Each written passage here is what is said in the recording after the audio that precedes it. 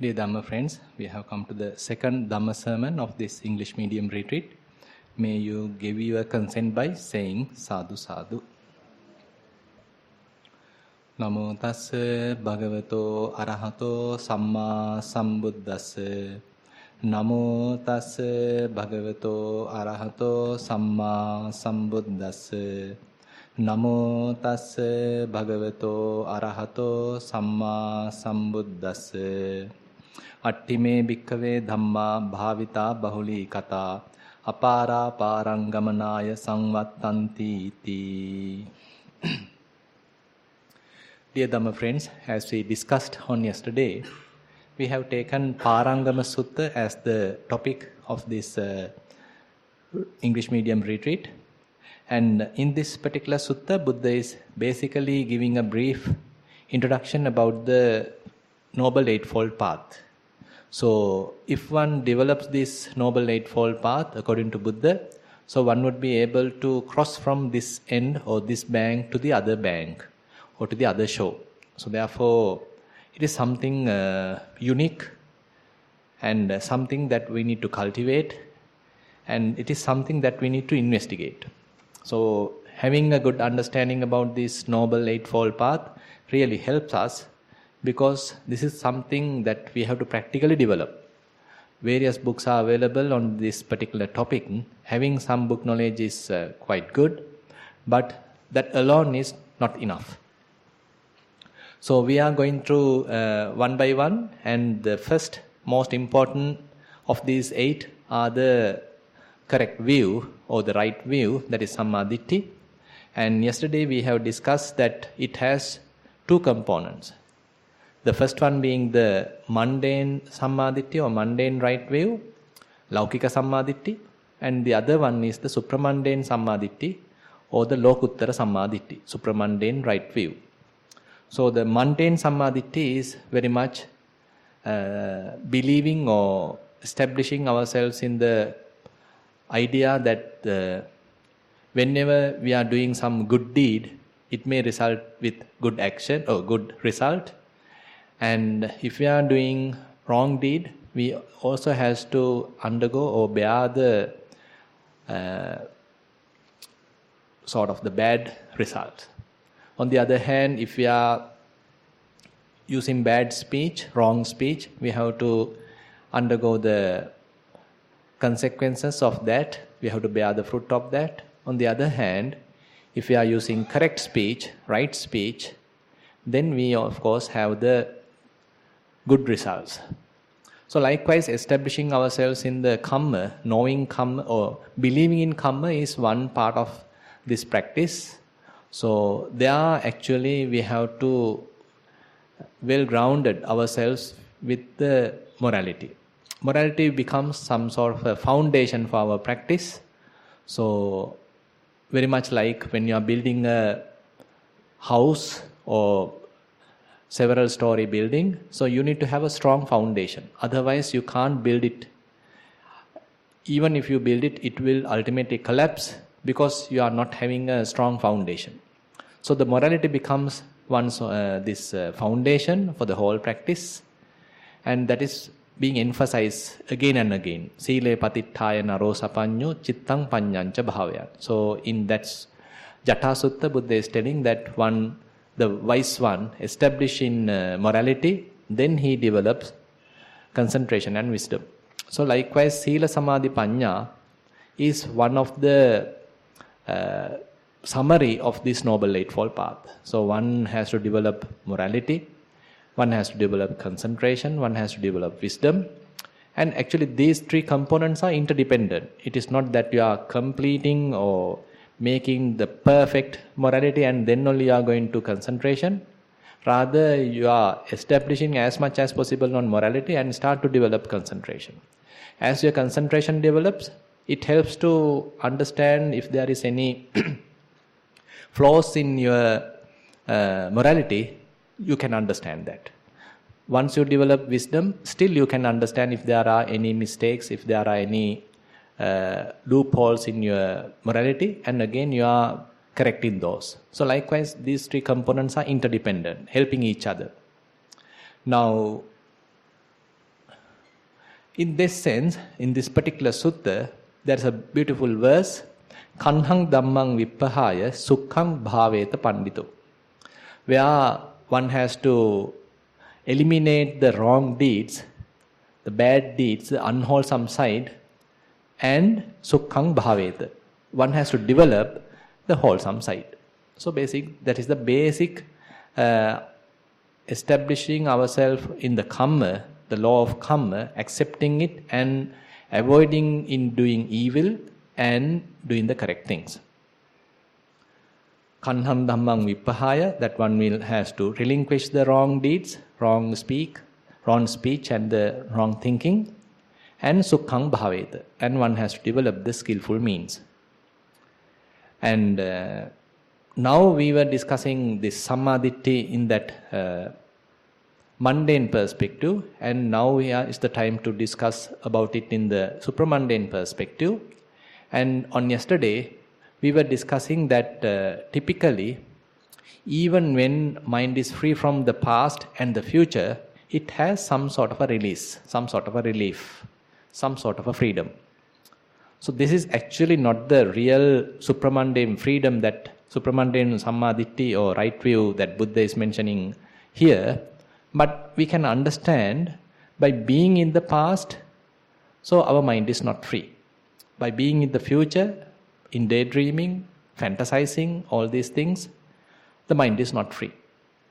But if one can establish oneself in the present moment, even though the experience is very simple, still mind has some sort of a freedom, because mind is not shackled in the past or in the future, but still grasping the present moment, as one has mentioned in the Q&A session. So, present moment being grasped, true, but free from the past and the future. So, as we develop this practice, as we develop mindfulness, so one get the skill to maintain this present moment.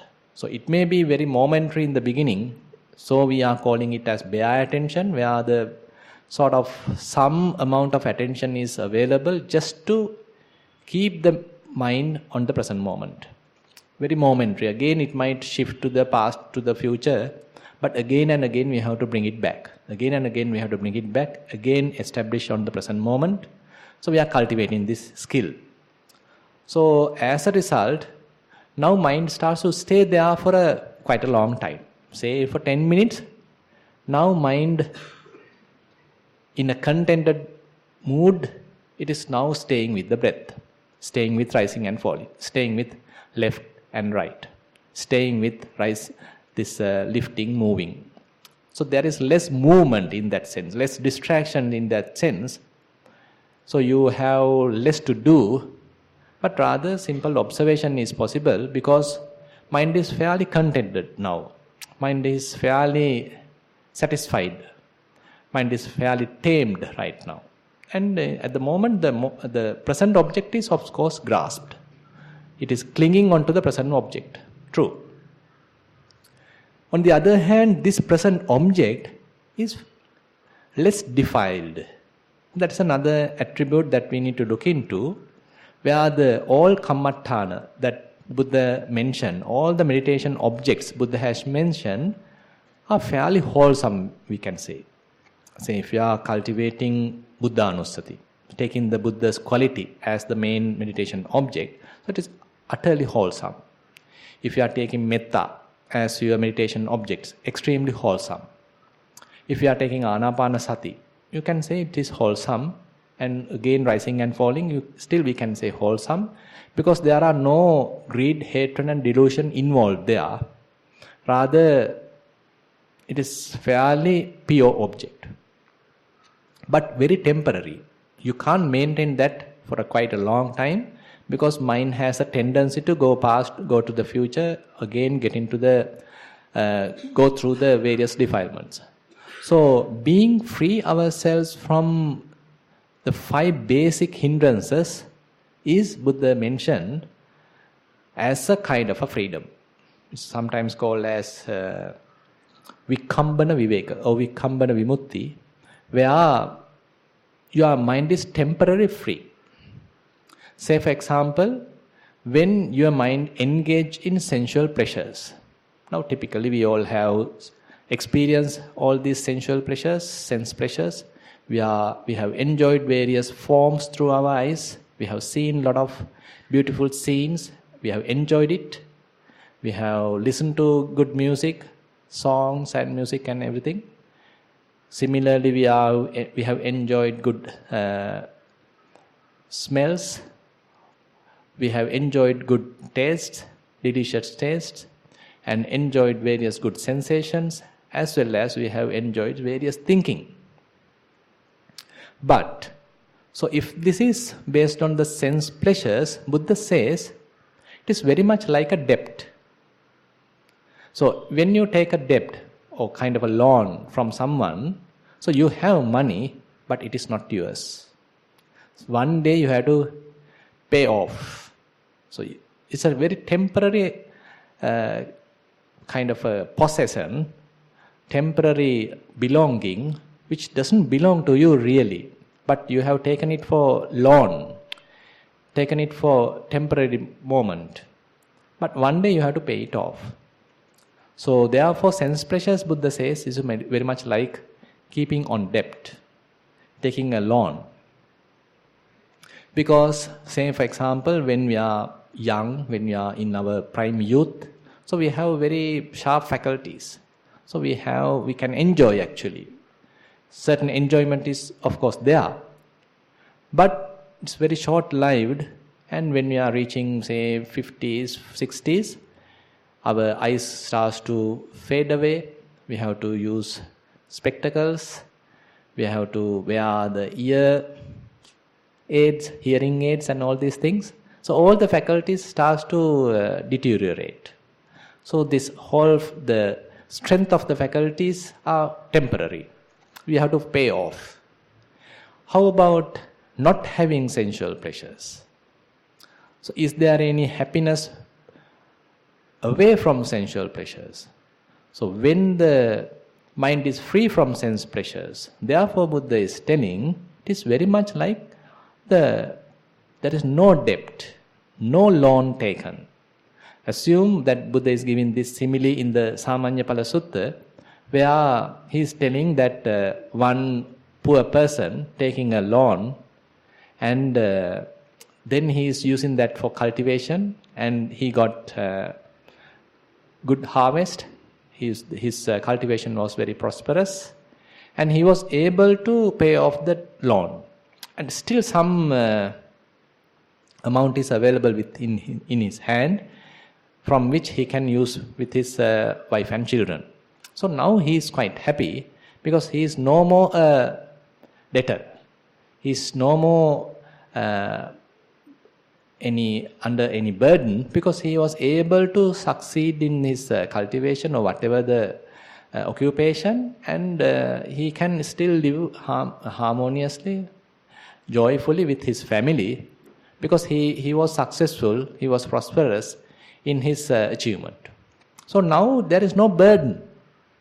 Now if you can understand, when you have taken a bank loan, so you have some burden in your mind. Okay, I have to pay off, every month you have to pay the interest. Likewise, you have some kind of a burden in your mind. Assume at one day you got some lottery or something like that and able to pay off everything. Now quite release is there.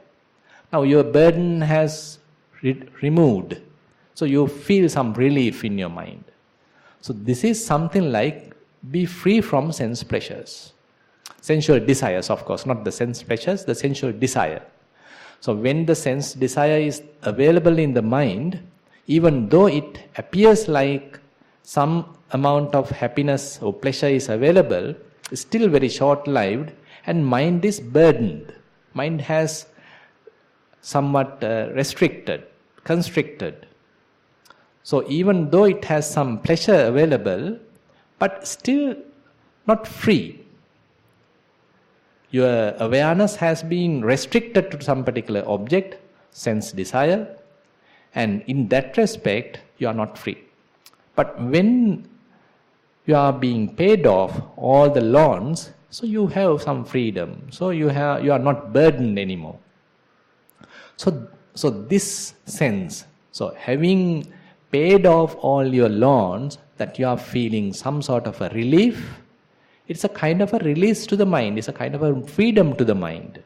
So therefore Buddha is telling this first hindrance, kama chanda, the sense desire is like, free from sense desire is very much like paying off all the debts, all the loans.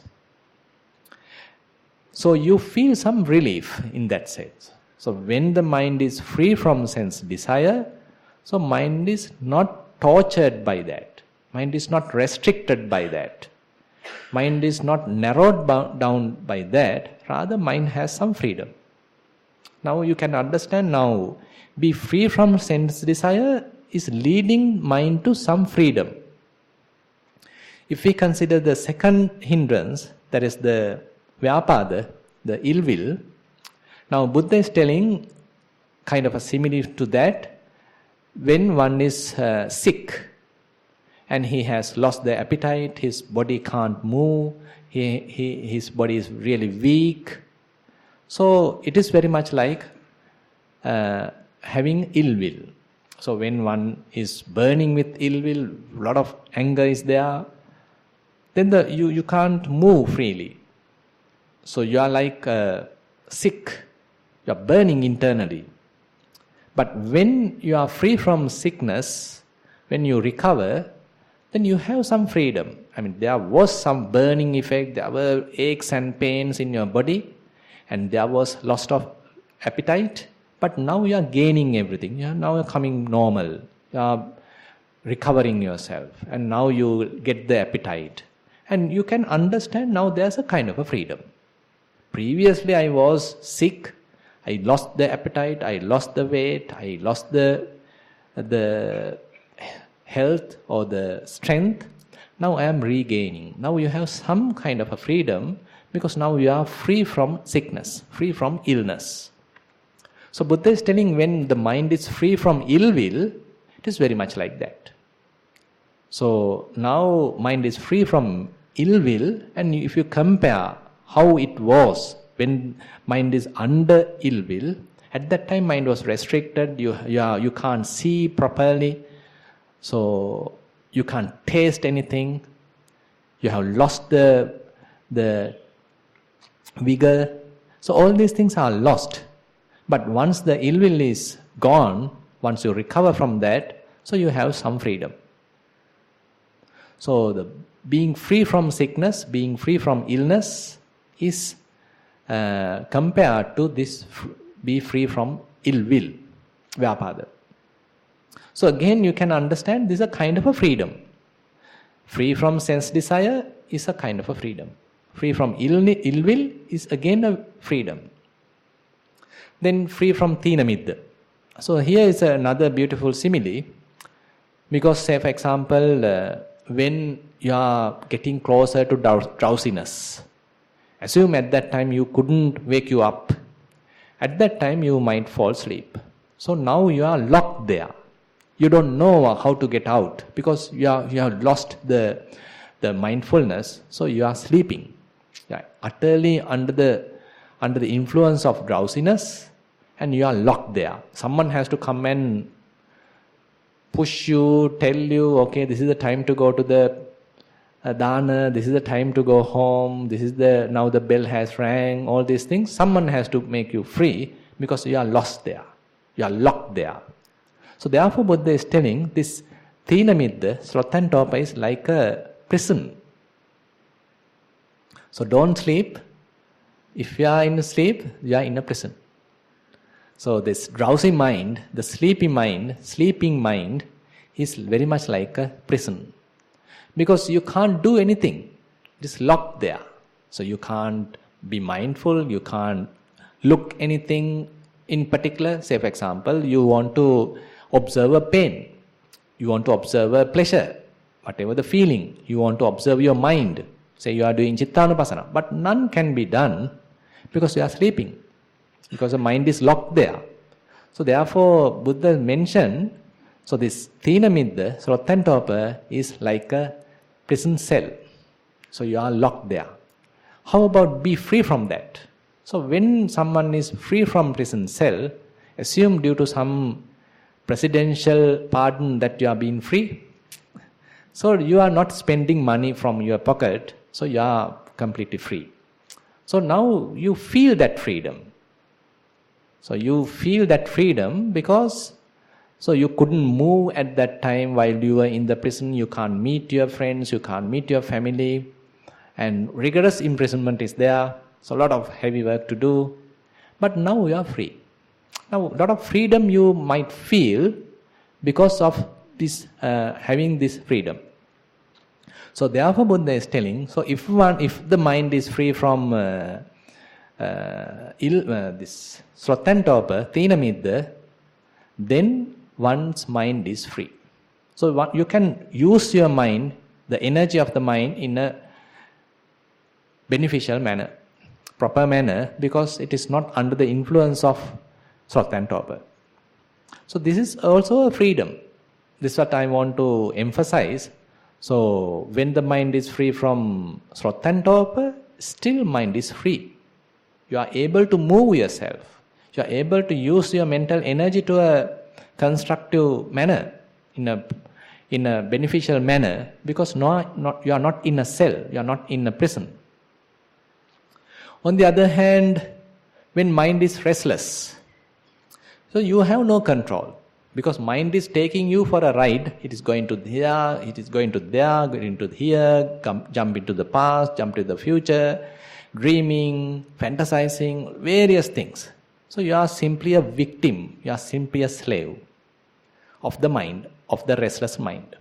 So therefore Buddha is mentioning restlessness is very much like being a slave.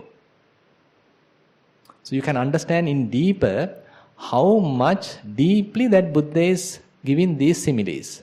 So when the mind is restless, you have no control in that sense. So you are under the influence of that. So you have to obey these various movements of the mind, various distractions of the mind, and mind is taking you for a ride. Or the defilements are taking you for a ride, the restlessness is taking you for a ride, and you are simply a victim of that process. Assume that you being free from this slavery. Now you can do whatever you like. You are not under the control of someone. You are not under the control of any master, but you are your own master. So you can do whatever you like. Similarly, Buddha says when the mind is free from restlessness, it is very much like you are being free from slavery. Again, freedom. Being free from restlessness is a kind of freedom. Now, how about be free from doubt? Now, when the mind is undergoing certain doubts, so you are lost, because you don't know what to do. Either to do this or do that, you do this or do that. You are in a constant perplexity, constant puzzle, so you don't know what to do.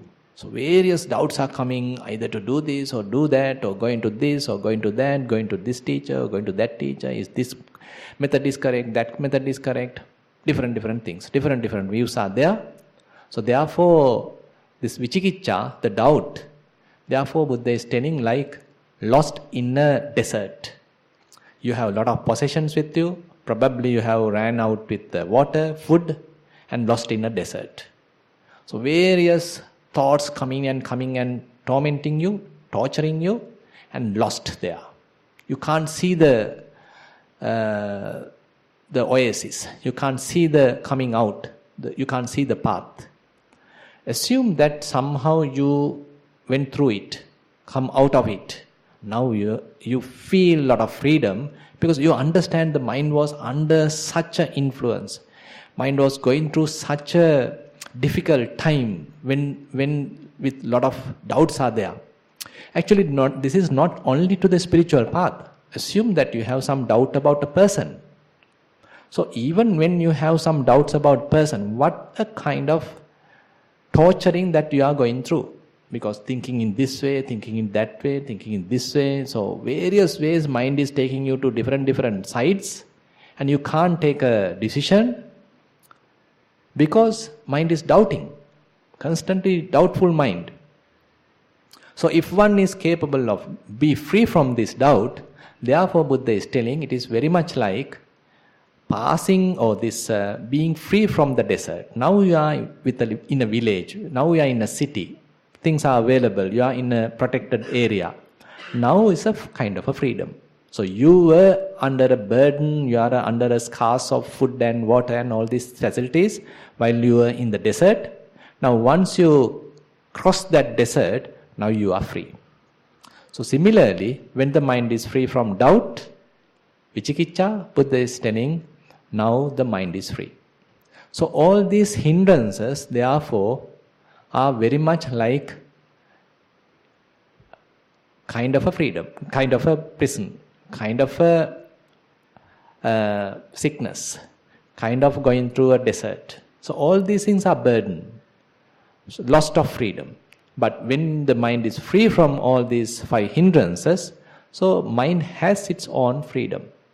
So this we need to understand. So that is the, in a way, the first stage of the satisfaction or the fulfillment of the meditation, where you are able to subside all these hindrances temporarily. True, temporarily you are subsiding these hindrances by undertaking various techniques.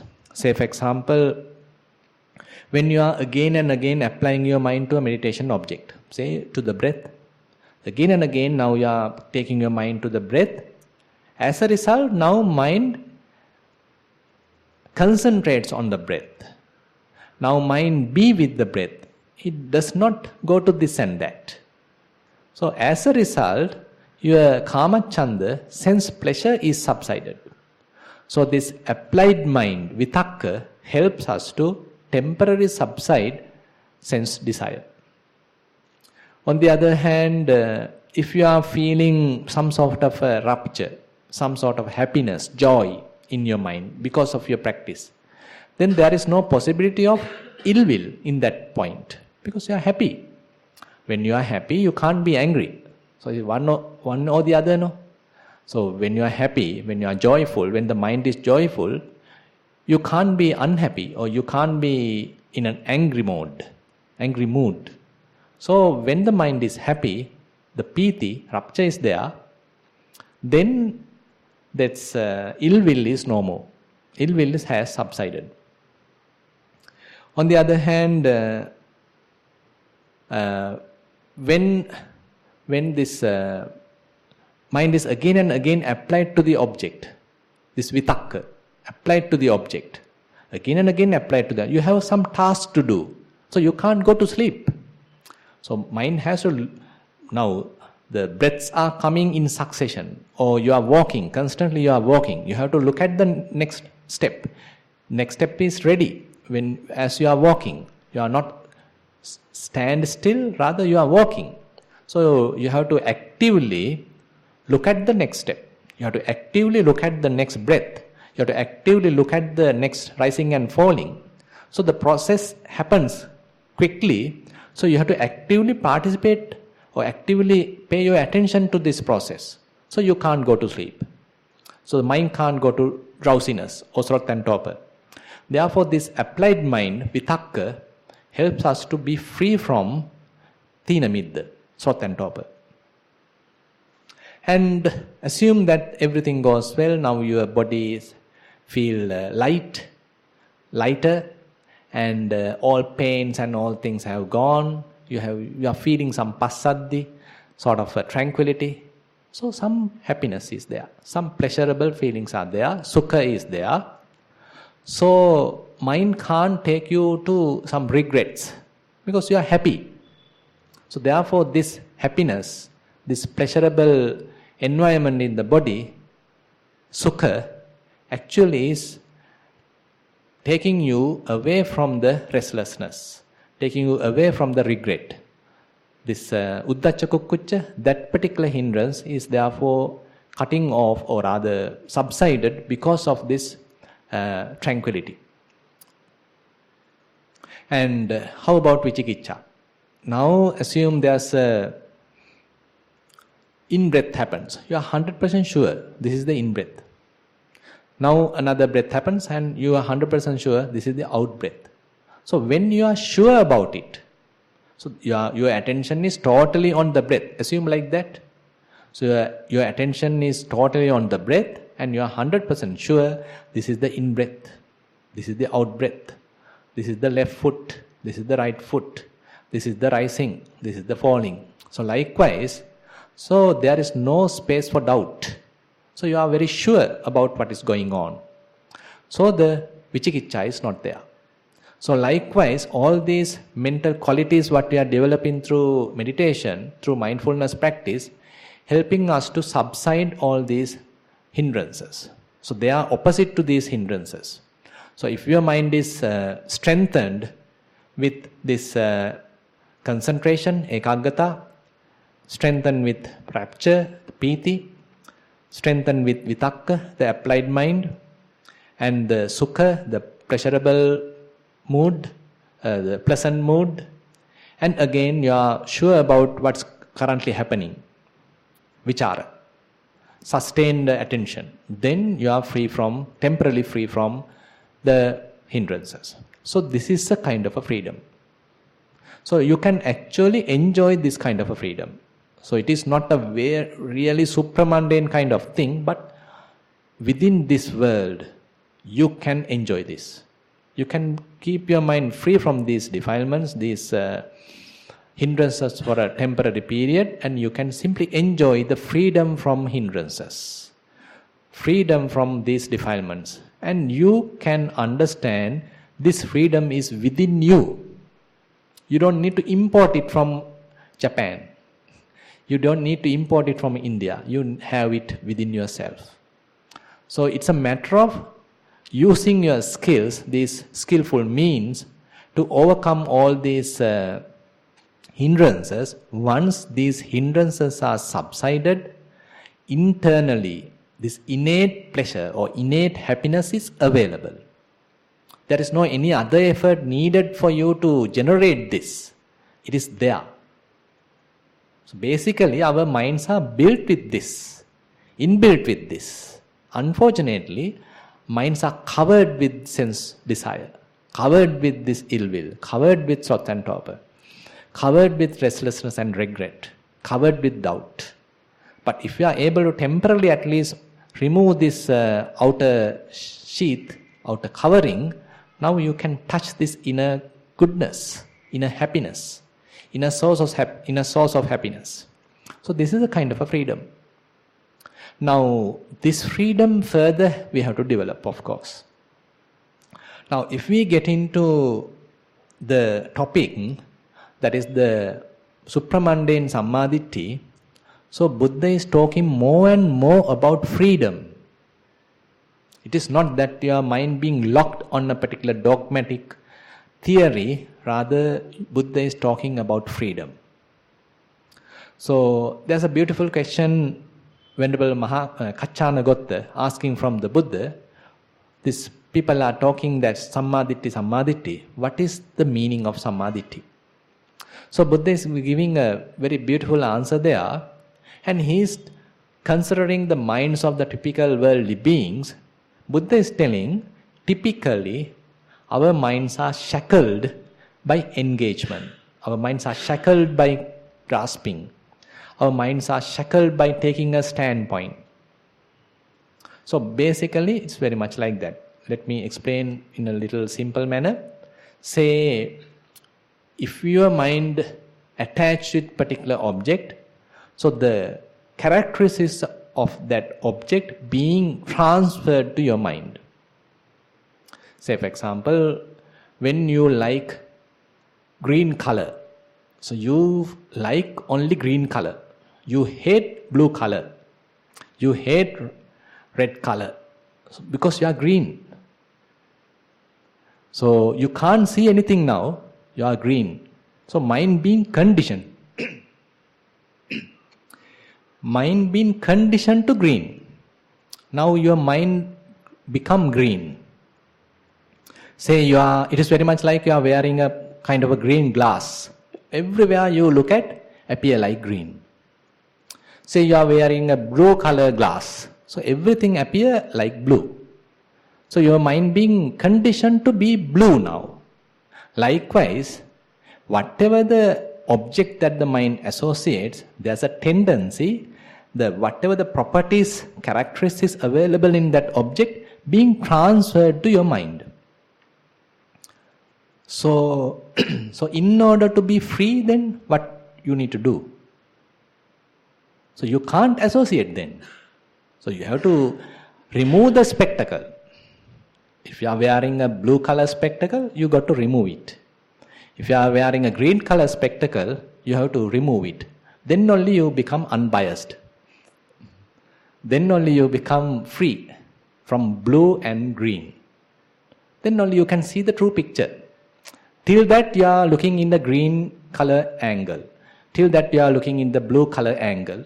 Because you are being conditioned. Similarly, whatever the object that the mind is associating, it has a tendency of making it colored, making it conditioned. So therefore Buddha is telling, so whenever at least the mind is closer to some object, it is not free. Upayo bhikkave avimutto. When the mind is closer to something, it is not free. Anupayo vimutto. If mind at least not even closer to something, not to anything, then mind is free. So this is a kind of a basic principle we can think, or we can keep it as a rule of thumb when we are getting to the spiritual practice. So in this particular sutta, Kaccanagotta Sutta, Buddha is telling, Upaya upadana abhinivesa vinibaddoko ayam kaccana loko yebuyena. In the vast majority, these worldlings are shackled with coming to closer, or grasping, or being adhered to it, going into it. Say for example, now this is the cup, and if this hand is similar to the mind, now the mind is closer to the cup. This is very much like upaya. You are now getting closer. Now the mind is grasping the cup.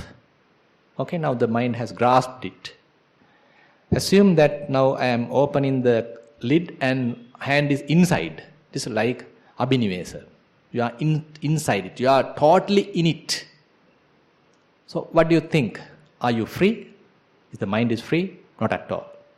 When you are inside, you are totally lost in it. You are that. You become that. And you are grasping, again you are not free. You have the same color of this particular object. And when you are coming closer to it, still some influence is available to your mind. Not only that, so that is the upaya upadana abhinivesa. There are some more. Cetsaso aditthana. You can, while being somewhere else, you can have a standpoint about this object. So this is a red color cup, I should own it.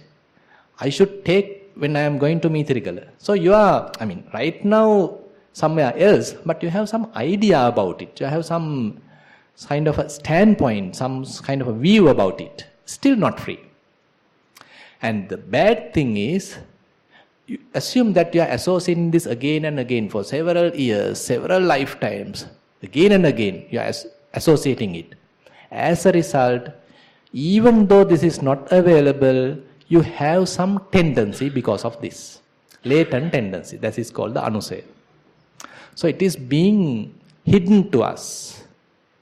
So it is very much like latent, very much like hidden. So it is the lowest part. So in order to be free, so we have to access all these levels.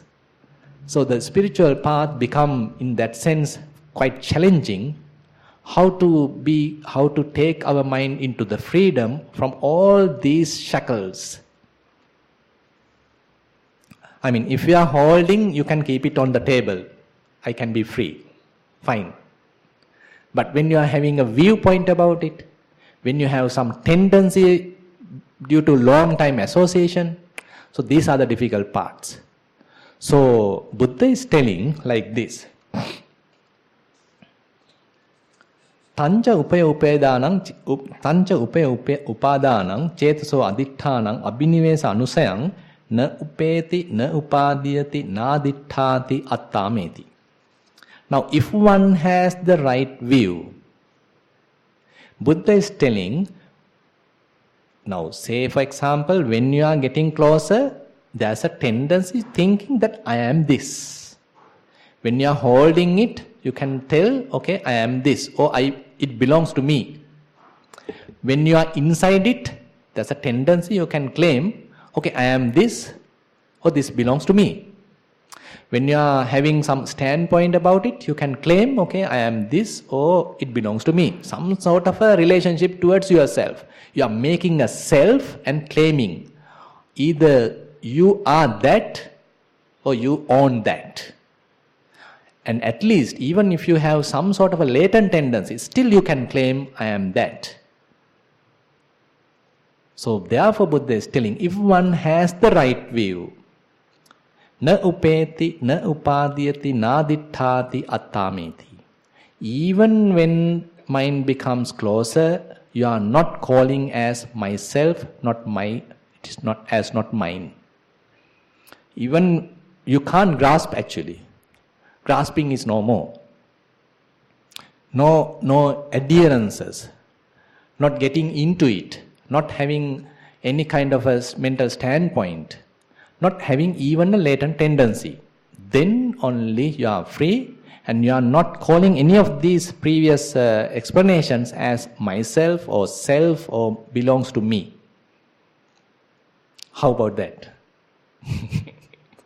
So that is called the Sammaditthi. So that is called the Supramundane Sammaditthi, where you are utterly free. So the mind is fairly free, completely free.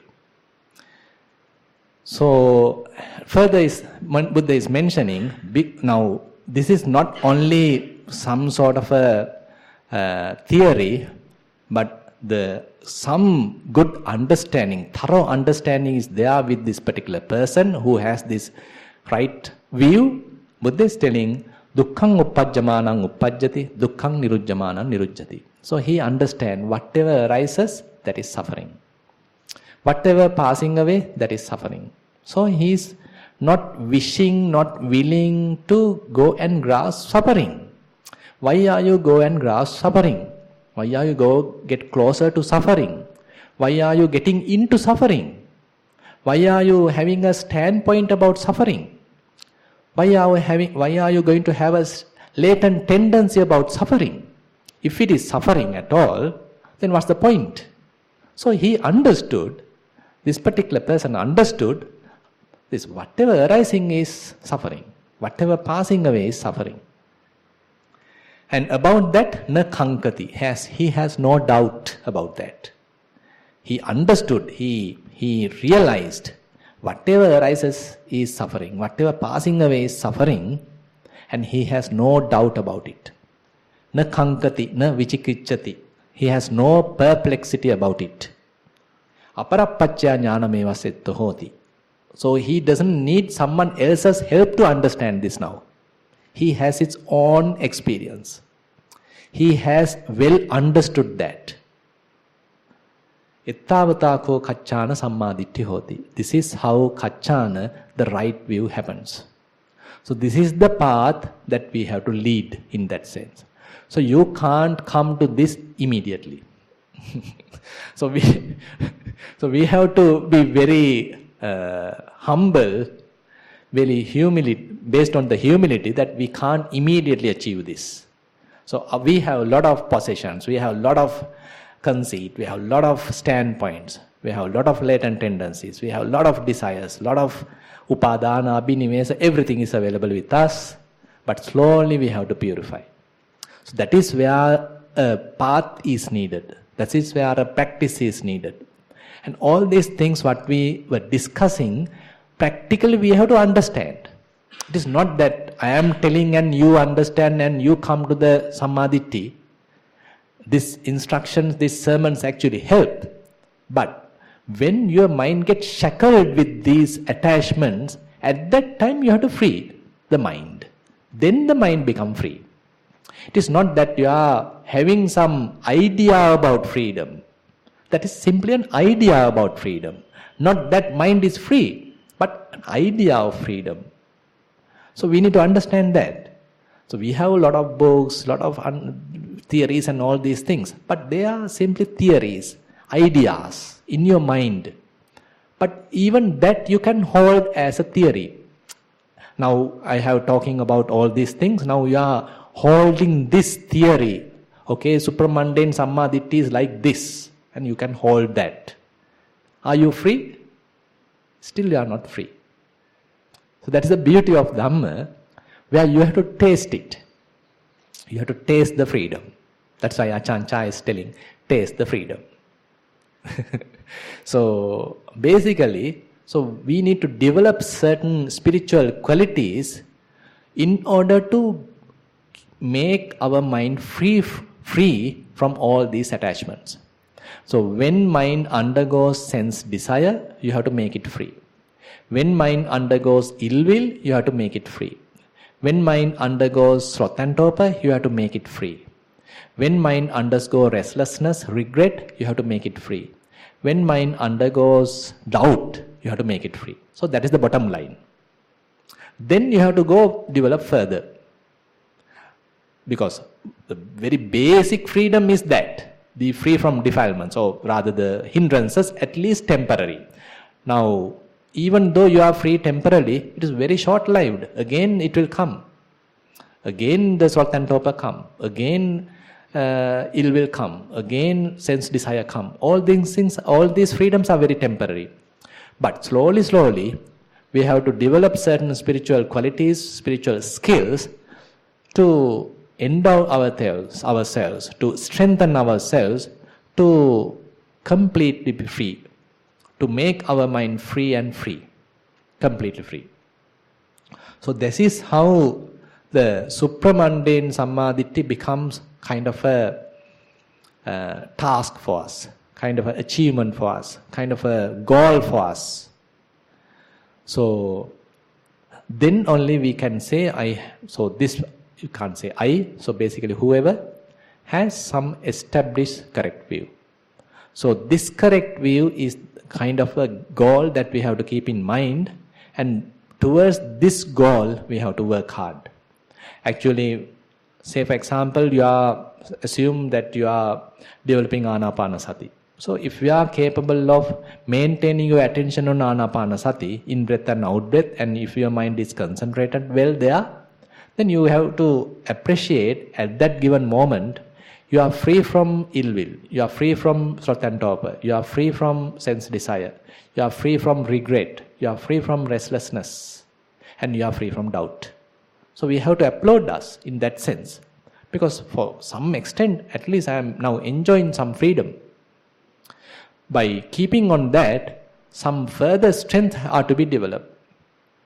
So those strengths are the concentration, and those strengths are the wisdom. So the wisdom development is the one actually ultimately making us free. So concentration actually able to subside the basic hindrances, and once the mind is temporarily free from basic hindrances, then we have to power us or strengthen the mind with wisdom. Then the wisdom is capable of freeing this from the other defilements. So that is where Buddha is mentioning yani sotani lokasmin satite sang nivaranam. Sotanang sangvaram brumi panyayete pitiyare. So the mindfulness help us to stop all these the various flaws, but the wisdom is the one drying them out, completely eradicating them, uprooting them. So with that note, I will conclude today's Dhamma sermon. Thank you very much for attentive listening.